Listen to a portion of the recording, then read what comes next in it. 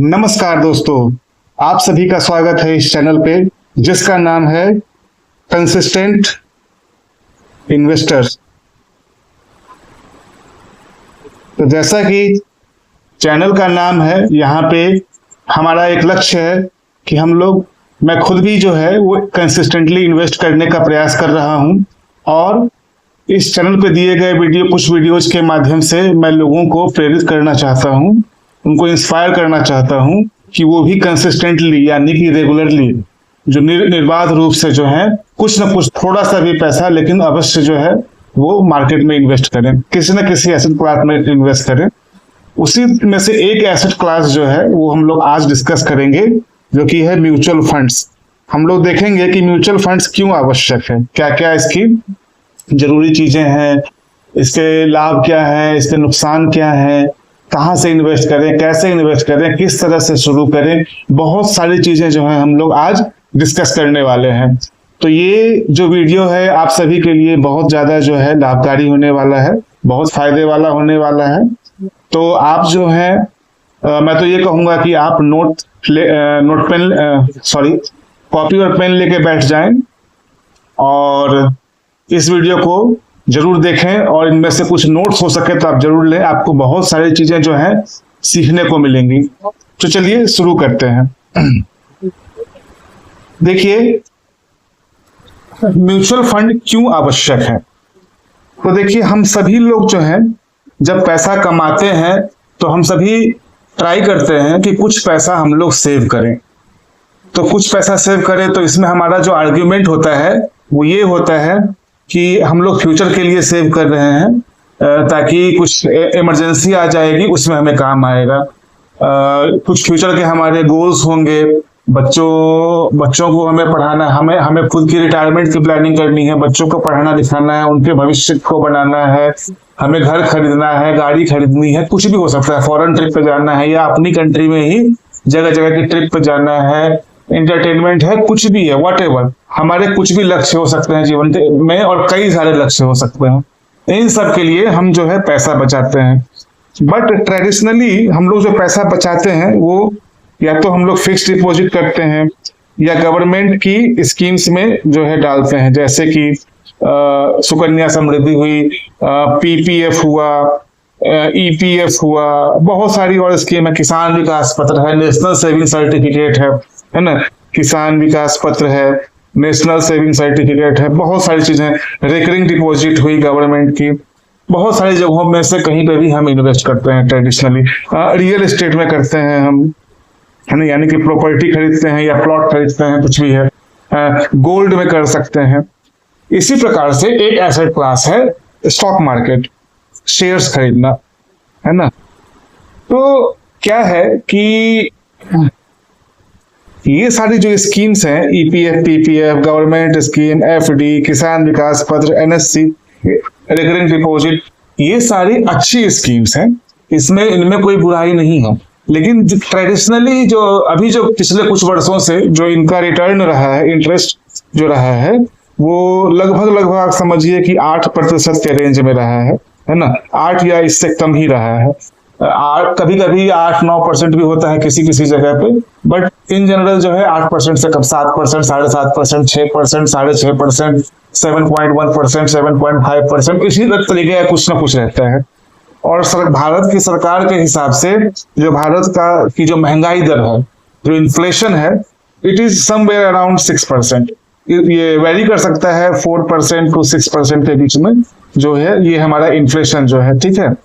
तो अब देखिए, अगर आपके सेव किए हुए पैसे जो हैं वो भी 7% या 8% ही रिटर्न कमा रहे हैं, तो इन इफेक्ट आपके पैसे जो है उसकी वैल्यू इंक्रीज नहीं हो रही है। आपके पैसे सेफ हैं क्योंकि गवर्नमेंट स्कीम्स में है, तो ये सेफ जरूर है, लेकिन सेफ का मतलब ये जितने पैसे आप डालेंगे उतने आपको मिल जाएंगे, और इंटरेस्ट तो लगा कर, अगर 7% का इंटरेस्ट है उसके हिसाब से। लेकिन सपोज कीजिए आपने आज जो है वो 100 रुपए जमा किए और अगले साल आपको एफडी से 107 रुपए मिले, 107 रुपीज।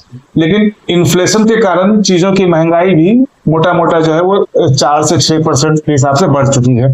कुछ चीजों का इन्फ्लेशन तो जैसे दवाई, मेडिसिन जो होती है, बच्चों का एजुकेशन जो होता है, वो तो 10% के रेट से भी ऊपर से बढ़ता है, 12%, 15% ऐसे बढ़ता है। बट फिर भी हम सरकार के डेटा पे चलते हैं ओवरऑल इन्फ्लेशन पे, तो भी सरकार का डेटा ये कहता है कि 4 से 6% का हमारा इन्फ्लेशन रहता है, और आप जो है रिटर्न आपको मिल रहा है 6 से 7%, 8%। तो मोटा मोटा आप इन्फ्लेशन के साथ ही चल रहे हैं, आपका पैसा प्रिजर्व्ड है लेकिन उसकी परचेजिंग पावर नहीं बढ़ रही है। इसीलिए ये चीजें जो है एफडी वगैरह, इसको आप इमरजेंसी फंड के लिए रखिए, है ना। आपको भविष्य में अगर ज्यादा पैसे बनाने हैं तो आपको कहीं ना कहीं कोई ना कोई दूसरा एसेट क्लास देखना पड़ेगा जो इन्फ्लेशन को बीट कर पाए, 10%, 11% या इसके ऊपर का रिटर्न हमें दे पाए, है ना। इन्फ्लेशन को अगर हम 6-7% मानते हैं, 4 से 6-7% जो भी है उतना मानते हैं, तो हमारा जो हमारे पैसे जहां भी लगे हों वो कम से कम इससे अधिक तो रिटर्न हमें जरूर दो। तो जैसे ही देखिए आप इस तरफ जाते हैं कि हमें जो है दूसरा ऐसे एसेट क्लास चाहिए जो कि इन्फ्लेशन को बीट कर पाए, तो हमें बात आती है उस समय निवेश करने की, इन्वेस्ट करने की। हमको जो है पैसा इन्वेस्ट करना होता है। इनमें से बहुत सारी चीजें में आप इन्वेस्ट कर सकते हैं जिससे आपको जो है inflation beating return over time मिल सकता है। जैसे कि इसमें से गोल्ड हो सकता है, कहीं कहीं पे कुछ जो कॉर्पोरेट बॉन्ड होते हैं वो हो सकते हैं, 2-4 और भी चीजें। इसी प्रकार से स्टॉक मार्केट भी है, स्टॉक मार्केट भी उनमें से एक है, मतलब शेयर्स में इन्वेस्ट करना। लेकिन जैसे ही चूंकि ये सब जो है चूंकि गवर्नमेंट की स्कीम्स नहीं है, तो ये हाईली रिस्की है, हाईली वोलाटाइल एसेट्स हैं। इनके प्राइसेस जो है कभी भी ऊपर नीचे हो सकते हैं। हम कुछ और नौकरियां करते हैं, हमारा कुछ और व्यवसाय होता है, तो हमें बहुत सारी चीजों की जानकारी नहीं होती है, हम ट्रैक भी नहीं कर सकते हैं उन चीजों को। इन सब के लिए हमें अगर स्टॉक मार्केट में इन्वेस्ट करना ही है रिस्की एसेट में, ताकि हम रिस्क लेने को तैयार हैं, लेकिन हमारे पास जानकारी का अभाव है, दूसरा समय का भी अभाव है, हम स्टॉक मार्केट को ट्रैक नहीं कर सकते हैं। और हमारे पास तीसरा एक बात और भी है कि छोटे ही पैसे हैं, 5,000, 7,000 या 500, 700, 1,000 रुपये, इतना ही हम हर महीने इन्वेस्ट कर सकते हैं। इसी याद कहिए कि 10-15 हजार रुपये ही इन्वेस्ट कर सकते हैं। तो इन छोटे पैसों के लिए म्यूचुअल फंड जो है वो एक अच्छा सीधा सरल सा एक विकल्प है, ठीक है ना। म्यूचुअल फंड एक सरल सा विकल्प है, एक समझदारी वाला भी विकल्प है ना। क्यों है ये हम आगे देखेंगे। तो म्यूचुअल फंड्स के थ्रू हम स्टॉक मार्केट में ही इन्वेस्ट करते हैं, लेकिन ये क्या है कि जैसे आप देखिए, आप और मैं यदि चाहेंगे, छोटे पैसों वाले जो लोग होते हैं जिनकी ज्यादा जो है वो क्षमता नहीं है पैसा इन्वेस्ट करने की प्रति महीने, सैलरीड क्लास फॉर एग्जांपल, ये छोटे व्यवसाय करने वाले जो लोग होते हैं उनकी उनके पास इतने पैसे नहीं होते हैं कि हर मंथ वो 10 लाख रुपया, 20 लाख रुपया प्रति महीना डाल पाए, इतना नहीं होते हैं। वो बहुत ज्यादा जा पाएंगे तो कुछ हजार तक जा पाएंगे। तो उस केस में अगर आप स्टॉक मार्केट में इन्वेस्ट करना चाहते हैं डायरेक्टली शेयर्स खरीद के, तो बहुत सारी दिक्कतें आएंगी आपको, क्योंकि आप अगर महीने के 50,000 भी लगाएंगे और मान लीजिए आपको एक ऐसी कंपनी का शेयर खरीदना है जिसका शेयर प्राइस ही 5,000 है, तो आपको पर मंथ जो है 10 ही शेयर मिलेंगे।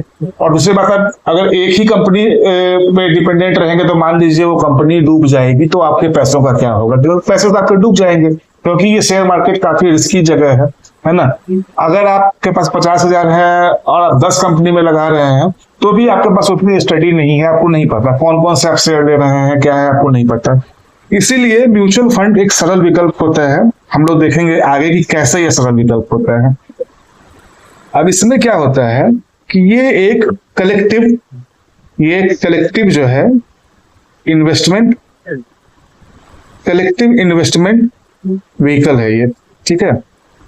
इसमें क्या होता है कि एक फंड मैनेजर होता है जिसको बहुत सारे लोग जो है, कुछ हजार लोग, कुछ लाख लोग जो है थोड़े थोड़े पैसे देते हैं। मान लीजिए मैंने 100 रुपए दिए, किसी और ने 100 रुपए दिए, अब मान लीजिए 1 लाख लोगों ने भी 100 रुपए दिए उसको, तो ऐसे में उसके पास 100 लाख रुपए हो गए, मतलब 1 करोड़ रुपए हो गए। तब 1 करोड़ को, और वो म्यूचुअल फंड मैनेजर जो होता है, जो फंड मैनेजर जो होता है हमारा, वो एक एक्सपीरियंस्ड पर्सन होता है स्टॉक मार्केट का, है ना। वो एजुकेटेड भी होता है, उसका डेली का दिन रात का काम ही यही है, उसका एक प्रोफेशन है, ये उसका प्रोफेशन ही है कि वो स्टॉक मार्केट में ही इन्वेस्ट करता है, शेयर्स के बारे में, स्टॉक्स के बारे में पढ़ता है, बिजनेसेस के बारे में पढ़ता है, एनालाइज करता है। उसकी एजुकेशन है, उसका प्रोफेशन है, उसका एक्सपीरियंस ही यही है। तो वो वेल एजुकेटेड है और वेल इन्फॉर्म्ड भी है, वो सही डिसीजन ले सकता है हमारे आपके बिहार पे। तो हम मेरे पास यदि 100 ही रुपए थे तो मैं शेयर मार्केट में क्या ही इन्वेस्ट करूंगा, लेकिन मुझे शेयर मार्केट का यदि एक्सपोजर लेना है तो मैं कैसे लूं, उस केस के लिए म्यूचुअल फंड सही है। अब क्या हुआ, मान लीजिए 1-1 लाख लोगों ने 100-100 रुपए दिए या 1000-1000 रुपए दिए, ऐसे में 10 करोड़ रुपए उसके पास हो गए। अब 10 करोड़ उसके पास हो गए तो उसके पास उसके बदले में आपके ये जो 10 करोड़ रुपया जो है वो कलेक्टिवली जो है वो स्टॉक मार्केट में लगा देगा, कुछ शेयर्स खरीदेगा उसके स्टडी के हिसाब से, जो उसको लगता है कि इन शेयर्स में लगाने से पैसा जो है हमारा आगे बढ़ेगा। अब यहाँ पे वो क्या करेगा, 1 या 2 कंपनी में इन्वेस्ट नहीं करेगा, 1 या 2 कंपनी के स्टॉक्स में इन्वेस्ट नहीं करेगा, वो जो है एक साथ 30 कंपनी है ना, 50 कंपनी, ऐसे इतने नंबर ऑफ कंपनीज में जो है एक साथ पैसा डाल देगा थोड़े थोड़े। किसी में उसने 10,000 रुपए डाल दिया, किसी में 1 लाख रुपए डाल दिया, किसी में 5 लाख रुपए डाल दिया, किसी में 1 करोड़ डाल दिया, किसी में कुछ भी कर दिया। इस तरह से ऐसे करके उन्होंने 50 कंपनीज का एक पूल बना लिया, एक पोर्टफोलियो बना लिया। अब ये 50 कंपनी एक साथ डूबने की संभावना बहुत कम है, तो आपके पैसे डूबेंगे नहीं। आपको क्या किया, आपने जो 100 रुपए दिए थे तो आपको उसके बदले एक यूनिट दे दिया, कुछ भी यूनिट्स दे दिया। मान लीजिए उसके म्यूचुअल फंड की जो स्कीम है उसमें हम लोग आगे किसी और वीडियो में देखेंगे कि यूनिट होती है, यूनिट्स के टर्म में हम बात करते हैं। जैसे शेयर्स स्टॉक्स की जब बात करते हैं तो बोलते हैं 1 शेयर 2 शेयर 3 शेयर, उसका ये प्राइस XYZ जो भी प्राइस है। जब हम म्यूचुअल फंड की बात करते हैं तो वही 1 यूनिट 2 यूनिट 5 यूनिट 10 यूनिट ऐसे बात होती है, और यूनिट का NAV होता है, नेट एसेट वैल्यू, ये होता है। इसके टर्म में हम किसी और वीडियो में समझाएंगे। अगर आपको जानना है कि NAV क्या होती है, यूनिट क्या होती है, तो आप कमेंट कीजिए, मैं उस पर वीडियो बनाऊंगा। लेकिन अभी के लिए ये है कि जब हमने जो 100 रुपया दिया था फंड मैनेजर को, उसने मुझे 100 रुपए के बदले में सपोज कीजिए 1 यूनिट दे दिया, तो अब मेरे पास एक ये यूनिट है, और मेरा मान लीजिए उसने 50 कंपनीज में इन्वेस्ट किया है, तो मेरा उस 100 रुपए के साथ ही 50 कंपनीज में एक्सपोजर हो गया। तो ऐसे करते करते हम धीरे धीरे पैसा जो है इन्वेस्ट कर सकते हैं। तो इसलिए म्यूचुअल, और मुझे कुछ करना भी नहीं पड़ा, मेरे पास नॉलेज थी नहीं। मैं मान लीजिए कि मैं एयरफोर्स में काम करता हूँ, मैं टीचर हूँ, मैं कोई म्यूजिक का टीचर हूँ, मैं कहीं आर्टिस्ट हूँ, मैं रेलवे में काम करता हूँ, बैंक में काम करता हूँ, कुछ भी कहीं भी करता हूँ। तो ऐसे में मेरे पास तो टाइम था नहीं, लेकिन मैंने म्यूचुअल फंड मैनेजर के थ्रू जो है स्टॉक मार्केट में एक्सपोजर ले लिया। इसके बदले में फंड मैनेजर हमसे कुछ फी लेते हैं, उस फी को जो कहते हैं हम लोग एक्सपेंस रेशियो कहते हैं। हालांकि ये वीडियो इस चीज के बारे में नहीं है, हम लोग किसी और वीडियो में इन चीजों को भी जानेंगे। तो खैर, आपने देखा एक ये सरल माध्यम है ना, एक सरल माध्यम है, ये सरल विकल्प है, ये है ना, कि आसानी से हमने कुछ पैसे दिए, बदले में कुछ फी पे किया। मान लीजिए 100 रुपया जो हमने दिया तो उसमें से 1 रुपया या 2 रुपया उसने फी ले लिया, और 98 रुपए जो है मार्केट में लगा दिए मेरे। तो ऐसे में क्या होता है कि जैसे मान लीजिए मैं तो ये जो फंड मैनेजर है वो सिर्फ शेयर्स में पैसा नहीं लगाते हैं, वो बॉन्ड्स में लगा सकते हैं, गोल्ड में लगा सकते हैं। आपके वही 100 रुपए जो है उनमें थोड़े थोड़े पैसे कुछ स्टॉक्स 50 स्टॉक्स में लग गए, थोड़ा सा पैसा सरकारी गवर्नमेंट बॉन्ड में या कॉर्पोरेट बॉन्ड में लग गया, या मान लीजिए कहीं और लग गया, गोल्ड खरीद लिया उसने, कुछ भी कर लिया। तो 100 रुपए से आपको डिफरेंट एसेट क्लास में जो है वो एक्सपोजर मिल गया। आपका पैसा काफी ज्यादा डाइवर्सिफाइड हो गया, और आपका पैसा एक सेंस में प्रोटेक्टेड भी हो गया। रिस्क है यहाँ पे, रिटर्न की कोई गारंटी नहीं है, हम लोग नहीं जानते हैं कितना रिटर्न मिलेगा, लेकिन फिर भी आपने अगर थोड़ा बहुत FD करा रखी है, उसके बाद अगर आपके पास कुछ पैसे बचते हैं तो हमें म्यूचुअल फंड में कुछ पैसा डालना चाहिए। अब इससे क्या होगा, म्यूचुअल फंड में पैसा डालने से हम जो है इन्फ्लेशन को, यानी जो इन्फ्लेशन का मतलब है महंगाई जो है, इसको हम लोग बीट कर पाएंगे, है ना। महंगाई को हम लोग बीट कर पाएंगे। हमारे जो लक्ष्य होंगे, जैसे मैंने शुरुआत में कहा था कि बच्चों की पढ़ाई, एजुकेशन, ये सब जो है वो सब पूरा कर पाएंगे। तो देखिए कैसे हम लोग बारी बारी से इन चीजों को देखते हैं कि कैसे कैसे होगा। जैसे महंगाई को हम लोग कैसे हरा सकते हैं, तो क्या है कि ऊपर देखा हमने कि सेविंग अकाउंट से हमें काफी, सेविंग अकाउंट में जो गवर्नमेंट के बैंक्स हैं वो 2 से 3% का रिटर्न ही देते हैं, इंटरेस्ट देते हैं हमें। कुछ प्राइवेट बैंक हो सकता है थोड़ा बहुत 3 से 4% का भी दे दें, है ना।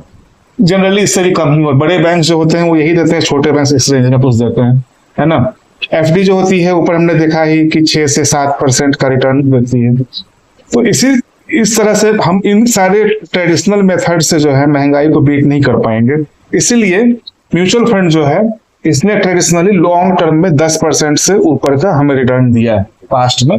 काफी लंबा अगर आपका टाइम लाइन है, जैसे कि आप 10 साल, 12 साल, 15 साल, 20 साल, 25 साल, 30 साल, इस तरह के टाइम फ्रेम में अगर आप इन्वेस्ट करते हैं तो 10 से 12% या उससे भी अधिक कभी किसी किसी स्कीम ने रिटर्न दिया है।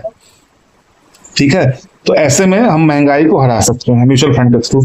दूसरा है हमारे लक्ष्य, है ना। जैसे लक्ष्य क्या क्या हो सकता है, जैसे बच्चों की पढ़ाई, उनकी मैरिज, हमें घर लेना है, रिटायरमेंट प्लान करना है, कार लेना है, कुछ भी लेना है, यात्राओं पे जाना है, जर्नीज पे जाना है, फॉरेन ट्रिप्स पे, अपनी कंट्री में ट्रिप्स, जो सब बातें मैं पहले भी कह चुका हूँ। तो उसको भी पूरा करने में ये जो है म्यूचुअल फंड काफी मदद करता है। कैसे करता है, जैसे मान लीजिए आपको बच्चों की एजुकेशन के लिए आपको पैसे कुछ बनाने हैं। अब आपके बच्चों ने अभी जस्ट जन्म लिया है, 1 साल, 2 साल, 5 साल के हैं, ऐसे छोटे बच्चे हैं, तो उनके पढ़ाई का समय तो 20 साल की एज में आएगा। मतलब अगर आपके बच्चे 5 साल के भी हैं तो भी आपके पास 15 साल का समय है कि उनके हायर एजुकेशन का समय जब आएगा, 20 साल के जब वो होंगे, तो आपके पास 15 साल का समय है, जो कि अच्छा खासा टाइम होता है। तो 15 साल तक अगर आप धीरे धीरे मान लीजिए 5,000 रुपए भी अपने बच्चों के लिए प्रति महीना जो है इन्वेस्ट करते हैं, तो 15 साल में वो कई लाख रुपए हो सकता है ना। आप देख लीजिए कि आप अगर करेंगे कैलकुलेट कि 5,000 रुपए अगर 15 साल के पीरियड में आपको 12% का रिटर्न मिलेगा, तो कई लाख रुपए, 50 लाख रुपए से शायद ऊपर ही हो जाएगा ये। अब 15 साल के बाद इसकी क्या वैल्यू रहेगी वो एक अलग कैलकुलेशन है। लेकिन अगर आप ये पैसा यहाँ ना डाल के और एफडी वगैरह करेंगे तो ये 50 लाख भी नहीं मिलेगा आपको, 20-25 लाख, 20-20 लाख कुछ मिलेगा, पता नहीं कितना मिलेगा, बहुत कम मिलेगा कहने का मतलब। तो इसीलिए फिर आपका जैसे आपको घर खरीदना है, मान लीजिए घर आपको आज आप खुद जो है 25 साल के हैं, 30 साल के हैं, आपको 20 साल के बाद घर खरीदना है। अगेन 20 साल जो होता है वो काफी लंबा पीरियड होता है। तो 20 साल में जो है आप धीरे धीरे पैसा, मान लीजिए 5-5 हजार रुपया घर खरीदने के लिए आप म्यूचुअल फंड में एक स्कीम आपने पकड़ी या 2 स्कीम पकड़ी, उसमें डिवाइड करके 5,000 रुपया जो है आप डालते गए प्रति महीना। तो 20 साल में 5,000 आपको 1 करोड़ से ऊपर बना, 1 करोड़ के आसपास जो है बना के दे देगा, 12% का रिटर्न माने तो, है ना। फिर आपको ट्रिप्स करने हैं वगैरह वगैरह जो भी है, तो ये सारे आप कर सकते हैं। अब क्या है कि जैसे हमने देखा म्यूचुअल फंड के फायदे क्या है, तो जैसे ऊपर देखा हमने कि आपको एक प्रोफेशनल हेल्प मिलती है। जो फंड मैनेजर जो होता है वो क्या होता है, एक प्रोफेशनल व्यक्ति होता है जिसको नॉलेज है, एक्सपीरियंस है। तो आपके लिए शेयर बाजार को समझना काफी कठिन होगा, लेकिन वो जो व्यक्ति है म्यूचुअल फंड मैनेजर, वो उसको सारी नॉलेज है ना, उसको जानकारी भी है और नॉलेज भी है, दोनों ज्ञान भी है और जानकारी भी है। तो वो सही फैसले ले सकता है। इसलिए हमें अपने कुछ पैसों को उसको दे देना चाहिए, उसके बदले में वो कुछ फी चार्ज करेगा और हमारे पैसों को अच्छी जगह इन्वेस्ट कर देगा लंबे समय के लिए। और चूंकि उसके पास बहुत सारे लोग अपना पैसा देते हैं, करोड़ों में की संख्या में लोग होते हैं जो पैसा देते हैं, तो सैकड़ों करोड़ या हजारों करोड़ उसके पास होते हैं। तो उस हजारों करोड़ को वो 100 जगहों पे डाल देता है। तो एक कंपनी डूब सकती है, 2 कंपनी डूब सकती है, 5-10 कंपनी डूब सकती है, लेकिन चूंकि पैसा 100 जगहों पे डाला है तो 100 की 100 कंपनी एक साथ नहीं डूब जाएगी। या 3-4 एसेट क्लास में पैसा अगर इन्वेस्ट किया गया है तो सारे एसेट क्लास एक साथ ही बर्बाद नहीं हो जाएंगे। इसलिए पैसा आपका जो है वो डाइवर्सिफाई हो जाता है ना, म्यूचुअल फंड के थ्रू लगाने से। तो रिस्क जो है आपका कम हो जाता है। देखिए रिस्क आपका बहुत ज्यादा है अगर आप शॉर्ट टर्म में इन्वेस्ट कर रहे हैं, मतलब 1 साल, 2 साल, 5 साल के लिए कर रहे हैं, तो म्यूचुअल फंड काफी रिस्की है। अगर आप लेस देन 5 इयर्स में इन्वेस्ट करना चाहते हैं तो बेटर है कि उस केस में आप एफडी वगैरह में ही रहें, एफडी में या गवर्नमेंट स्कीम से वैसे ही में डालें। अगर आपका जो है टाइमलाइन जो है वो ग्रेटर देन 10 ईयर्स है, 10 साल से अधिक अगर आप करते हैं के लिए इन्वेस्ट करना चाहते हैं, तो ही आप जो है म्यूचुअल फंड में आइए, है ना। तो 10 साल के पीरियड में ये डाइवर्सिफिकेशन जो है वो रिस्क को मिटिगेट कर देता है, रिस्क हमारा जो है वो काफी कम हो जाता है। ठीक है, तो ये बात है। और क्या लाभ है इसका कि जैसे ये देखिए कि क्या है कि हमारे ये आपने वो तो देखा ही कि डाइवर्सिफिकेशन एक लाभ है, प्रोफेशनल हेल्प दूसरा है। एक और है कि ये काफी जो है ट्रांसपेरेंट होता है। अगर आप खुद से एक या दो स्टॉक में इन्वेस्ट करते हैं तो आपको नहीं, आप पता नहीं, एक्चुअली अवेलेबल तो होता है नॉलेज पब्लिक डोमेन में, लेकिन हमें आपको वो पढ़ने नहीं आता है। जो कंपनी से रिलेटेड जो चीजें हैं वो ज्यादातर कॉमन मास को समझ में नहीं आएंगी। वो बातें कि उसका कैश फ्लो क्या है, बैलेंस शीट जो होती है कंपनी को, वो आपको हमें पढ़ना नहीं आएगा। हमारा कुछ और काम है, मैं पेशे से डॉक्टर हो सकता हूँ, इंजीनियर हो सकता हूँ, कुछ भी हो, वकील हो सकता हूँ, मेरा वो काम ही नहीं है कि कंपनी का बैलेंस शीट पढ़ना, तो मुझे तो नहीं। तो ऐसे में हमें नहीं पता होता है एक्चुअली में, ऑल्दो कि हमारी आंखों के सामने बैलेंस शीट हो सकता है, लेकिन चूंकि हमें उसका नॉलेज नहीं है तो हमारे लिए वो ट्रांसपेरेंट नहीं सिस्टम हुआ। यहाँ पे म्यूचुअल फंड में क्या है कि एक फंड मैनेजर सब चीजों को इन्वेस्ट कर रहा है, तो ये सिस्टम काफी ट्रांसपेरेंट है। क्यों? क्योंकि ये हेविली रेगुलेटेड है। भारत में एक एजेंसी है, इसका नाम सेबी है, securities and exchange board of India. वो सारे के सारे म्यूचुअल फंड हाउसेज जो हैं वो उससे ही, या स्टॉक मार्केट ब्रॉडली भी उससे ही रेगुलेट होती है। तो ये इसका काफी टाइट कंट्रोल है म्यूचुअल फंड मैनेजर्स के ऊपर, या यूं कहे कि एएमसी जो होती है, एसेट मैनेजमेंट कंपनी जो होती है, उनके ऊपर काफी टाइट रेगुलेशन है। तो हमारे पैसे जो है सुरक्षित है और ट्रांसपेरेंट इन द सेंस आप एवरी डे प्रतिदिन जो है आप देख सकते हैं कि आपके म्यूचुअल फंड का जो इन्वेस्टमेंट है उसकी कितनी वैल्यू हुई है, बढ़ा है, घटा है, क्या हुआ है। आपको डेली जो है मार्केट खत्म, जब मार्केट क्लोज होता है 3:30 बजे के आसपास मंडे टू फ्राइडे, और रात में 11-12 बजे के बाद जो है एमईवी की वैल्यू जो है अपडेट हो जाती है। तो आप अपने मोबाइल ऐप में देख सकते हैं। इन्वेस्ट करने के लिए भी आप मोबाइल ऐप का यूज कर सकते हैं, है ना। हर महीने आपको स्टेटमेंट मिल सकता है, आपके मेल पे आ सकता है इन्वेस्टमेंट। अगर आपके पास ईमेल आईडी नहीं है तो आप फिजिकल फॉर्म में इसको मंगवा सकते हैं अपने घर पे। तो बहुत सारी चीजें हैं जिससे काफी पारदर्शी, काफी ट्रांसपेरेंट हो जाता है। ये भी एक फायदा है, रिस्क कम हो जाता है। कुछ ऐसी स्कीम्स हैं जैसे आपको टैक्स रिबेट जहां पे मिल सकता है, जैसे कि ELSS फंड्स होते हैं। ELSS एक कैटेगरी है। आपको अगर जानना है कि ELSS क्या होता है तो आप मुझे कमेंट में लिखिए, तो मैं उसके ऊपर भी वीडियो बना दूंगा। अभी के लिए ये है कि ये इसका फुल फॉर्म होता है इक्विटी लिंक्ड सेविंग स्कीम्स। तो ये वही इससे आपको वो 80C सेक्शन 80C का जो टैक्स बेनिफिट है वो मिल जाएगा आपको। ये अगला बेनिफिट क्या है, ये काफी लिक्विड एसेट है। लिक्विड का मतलब आप जब चाहे तब इसे बेच सकते हैं और 2 से 3 दिनों के अंदर आपका पैसा जो है आपके अकाउंट में आ जाएगा। मोस्टली काफी लिक्विड है। इतिहास में बहुत कम ही बार शायद ऐसा हुआ होगा। कोविड के टाइम में सुनने में आता है कि जो डेट फंड थे उनमें से कुछ में जो है लिक्विडिटी की समस्या आई थी, बट जनरली जो है लिक्विडिटी की प्रॉब्लम नहीं होती है। इक्विटी फंड्स में तो मैंने नहीं सुना है कभी भी। अगर आपको पता हो तो आप बताइएगा कि कभी लिक्विडिटी की समस्या आई हो। दूसरा कि मैंने जैसे पहले, और दूसरा क्या है कि आप छोटे छोटे अमाउंट से, स्मॉल अमाउंट से इन्वेस्ट कर सकते हैं। ये भी एक इसका बेनिफिट है। जैसा मैंने पहले कहा, आपके पास नहीं है इतना पैसा कि आप प्रति महीना 1 करोड़ रुपया 1 करोड़ रुपया पर मंथ लगाए, वो ही बड़ा पैसा होता है भाई। हम जैसे लोग जो 10,000 या 5,000 या 500 700 ऐसा लगा पाए, वो छोटा पैसा है। तो छोटे छोटे पैसे लगाने का जो फ्रीडम है, और कई सारे स्टॉक्स में एक्सपोजर एक साथ लेने का, मतलब 100 रुपया लगा करके 100 कंपनियों में एक्सपोजर ले सकता हूँ, ये सिर्फ म्यूचुअल फंड ही प्रोवाइड कर पाएगा। 100 रुपया लगा करके आप एक शेयर में, एक कंपनी के एक शेयर में या 2 शेयर में इन्वेस्ट कर पाएंगे। लेकिन 100 रुपया लगा के आपको 100 कंपनी के शेयर खरीदने हैं अच्छी कंपनी से, तो वो म्यूचुअल फंड ही आपको देगा। तो इस तरह से बहुत सारे फायदे हमने देखा, है ना। अब कुछ रिस्क भी हम देख लेते हैं कि क्या रिस्क है। जैसे कि चूंकि ये मार्केट लिंक्ड है तो ये काफी वोलेटाइल होता है। वोलेटाइल से क्या मतलब है, ये इसके प्राइसेस जो है काफी ज्यादा ऐसे ऊपर नीचे ऐसे करके आगे बढ़ता है। शेयर मार्केट जो है लॉन्ग टर्म में वो धीरे धीरे ऐसे करके ऐसे धीरे नीचे आएगा, फिर ऐसे धीरे धीरे ऊपर जाएगा, फिर बहुत ऊपर जाएगा, फिर बहुत नीचे क्रैश हो जाएगा। ऐसे ऐसे करके धीरे धीरे वो आगे बढ़ता है। तो ये काफी रिस्क है।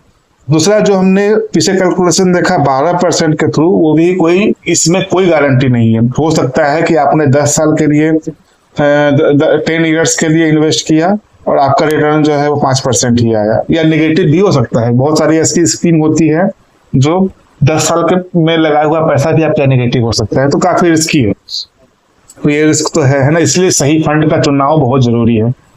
आपने अगर गलत फंड चुन लिया तो हो सकता है कुछ सेक्टोरल फंड्स ऐसे हो सकते हैं जो 10 साल के बाद भी आपका पैसा जिसमें नेगेटिव ही रहेगा, मार्केट 10 साल तक बढ़ा ही नहीं उस सेक्टर में, और आपने पैसा उस सेक्टर में लगा दिया शुरुआत में, तो आपके पैसे जो है काफी जोखिम में हो सकते हैं। इसीलिए इस जो रिस्क है उससे कैसे बच सकते हैं कि आप सही फंड चुने, आप सही फंड चुने, है ना। इसके लिए क्या कर सकते हैं, आप किसी फाइनेंशियल एडवाइजर जो एजुकेटेड है, वेल एजुकेटेड है, फाइनेंशियल एडवाइजर जो है उसकी हेल्प ले सकते हैं। लॉन्ग टर्म के लिए मैं बता दूं कि मैं नहीं हूं, मैं यहां लिख देता हूं, I am not a qualified financial adviser.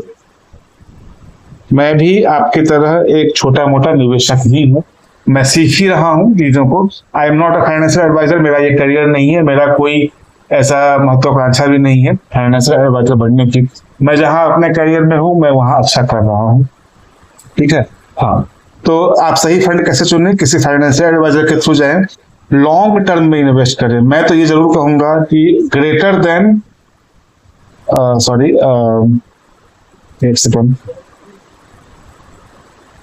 Greater than 10 years, 10 साल से कम के लिए आप म्यूचुअल फंड में कृपया करके ना आए। खास करके इक्विटी फंड्स में तो बिल्कुल ना आए। डेट फंड का हो भी सकता है, बट इक्विटी फंड में जो है आप 10 साल से कम के लिए ना आए, उससे ऊपर ही के लिए इन्वेस्ट करें, है ना। और पेशेंस रखें। जैसे मैंने कहा मार्केट ये वोलेटाइल है ऐसे ऐसे, तो आप देखिए कि जैसे मान लीजिए ये आज है, पहला साल है, फर्स्ट ईयर है ना, और जो ग्राफ प्लॉट हो रहा है वो ऐसे हो रहा है स्टॉक मार्केट का, और ये जगह जो है वो 10th ईयर है ना। तो देखिए मार्केट आपने इन्वेस्ट करना शुरू किया, लेकिन मार्केट धड़ाम से यहाँ अगर आ गया, ये आपका ये मान लीजिए सेकेंड ईयर में आके पैसा यहाँ आ गया, आपने यहाँ से इन्वेस्ट करना शुरू किया और पैसा यहाँ तक पहुंच के जो है आपका इतना गिर गया। यहाँ पे घबराना नहीं है, क्योंकि आप लॉन्ग टर्म का विजन अगर रखेंगे 10 साल का, तो देखिए 10 साल में मार्केट जो है ऊपर ही गया है, ठीक है ना। भले ही ये सारे गिरावटें भी आई हैं, बहुत शार्प करेक्शंस आए हैं बीच में, बट अगर आप पेशेंस रखेंगे, तो आप धैर्य, पेशेंस का मतलब धैर्य रखेंगे, तो लंबे टर्म में 10 साल, 12 साल, 15 साल, 25 साल, 30 साल, इस तरह की अवधि में आपको इतना पैसा बनाकर म्यूचुअल फंड दे सकता है जो कोई भी दूसरा एसेट क्लास शायद ही आपको बना के दे पाए। तो ये सारी चीजें हैं, है ना। अब है कि इसको कैसे हम, अगला प्रश्न जो आता है कि इसमें निवेश कैसे आरंभ करें। तो सबसे पहला जो है, आप अपने गोल्स तय करें, आप अपने, आपको क्यों इन्वेस्ट करना है, पैसा आप क्यों इन्वेस्ट करना चाहते हैं, आप क्यों चाहते हैं आपके पैसे बढ़े। तो गोल कुछ भी हो सकता है, जैसे कि रिटायरमेंट बहुत बड़ा गोल है, हाउस ये खरीदना है आपको, किड्स एजुकेशन, बच्चों की पढ़ाई, है ना, ट्रिप्स, है ना, इस तरह का, ये आपका कार, बहुत सारे ऐसे हो सकते हैं। और भी हो सकता है जैसे किड्स, मैरिज, बच्चे जब बड़े हो जाएंगे तो उनका विवाह, सो ये सारी चीजें हैं, है ना। तो पहले ही आप गोल सेट करें, किस गोल के लिए आप इन्वेस्ट करना चाहते हैं या किन किन गोल्स के लिए इन्वेस्ट करना चाहते हैं। हर गोल के लिए 2-3 स्कीम या एक स्कीम चुन करके उसमें पैसा डालना शुरू करें, धीरे धीरे डालें, जल्दबाजी ना करें, छोटे छोटे पैसों से शुरुआत करें, जैसे जैसे इनकम बढ़े तो वो पैसे बढ़ाने लगे आप, है ना। और जितनी जल्दी हो सके आप इन्वेस्ट करना शुरू करें, है ना, क्योंकि टाइम का गेम होता है यहाँ पे, है ना। तो ये सारी चीजें हैं। तो यहाँ हमने ये सब देखा कि कैसे कैसे हम अपना इन्वेस्टमेंट जो है वो स्टार्ट कर सकते हैं। हमने ये देखा कि म्यूचुअल फंड होता क्या है, इसमें हमें क्यों निवेश करना चाहिए, इसके जो है लाभ क्या है, इसके रिस्क क्या है, कहाँ से हम इन्वेस्ट करें, गोल सेटिंग क्या होती है, ये सब देखा हमने। आपको अगर इन जो बातें आज डिस्कस की गई है, इनसे रिलेटेड कुछ भी आपके प्रश्न हो तो आप कमेंट अवश्य ही करें। है ना। और वैसे भी आप कमेंट करें, अपने जो है सुझाव दें कि आपको किन टॉपिक्स पे वीडियो चाहिए। अगर मेरे बस में होगा तो मैं अवश्य ही उस पर जो है वीडियो बनाऊंगा। मैं एक बात फिर से बोल दूं, दोहरा रहा हूं कि मैं फाइनेंशियल एक्सपर्ट नहीं हूं, क्वालिफाइड तो बिल्कुल भी नहीं हूं। मैं सेबी रजिस्टर्ड नहीं हूं, मेरे पास कोई लाइसेंस नहीं है। इसलिए मैं आपसे कुछ भी, किसी भी वीडियो में मैं ट्राई करूंगा एजुकेशनल पर्पज के अलावा किसी भी स्कीम का मैं नाम वाम नहीं लूंगा, क्योंकि वो फिर सेबी के रूल्स का वायोलेशन हो जाएगा। तो मैं उस लायक भी नहीं हूं। तो आप इस वीडियो से या इस चैनल पे आने वाले और वीडियो से ये जाने कि म्यूचुअल फंड में इन्वेस्ट करना चाहिए, कैसे इन्वेस्ट करना है और किसके थ्रू करना है, किस फंड में इन्वेस्ट करना है, कितने समय के लिए करना है। इसके लिए आप क्वालिफाइड जो डिस्ट्रीब्यूटर होते हैं, फाइनेंशियल एडवाइजर जो होते हैं, आप उनकी हेल्प ले, वो ज्यादा आपको सही से गाइड कर पाएंगे। ठीक है। बाकी आपको अगर अच्छा लगा हो ये वीडियो, कंटेंट वैल्यूएबल हो, तो प्लीज जो है आपके लाइफ में अगर कुछ भी मैंने वैल्यू ऐड किया हो तो प्लीज आप जो है इस वीडियो को लाइक कर दीजिए, चैनल को सब्सक्राइब कर दीजिए, अपने कमेंट डालिए, वीडियो को शेयर कर दीजिए और वीडियो पे चैनल पे अपना प्यार बनाए रखिए। हम लोग अगले किसी वीडियो में फिर मिलेंगे। ठीक है। So thank you very much कि आपने ये वीडियो देखा, और हम लोग मिलते हैं अगले किसी वीडियो में। थैंक्स। तब तक के लिए गुड बाय।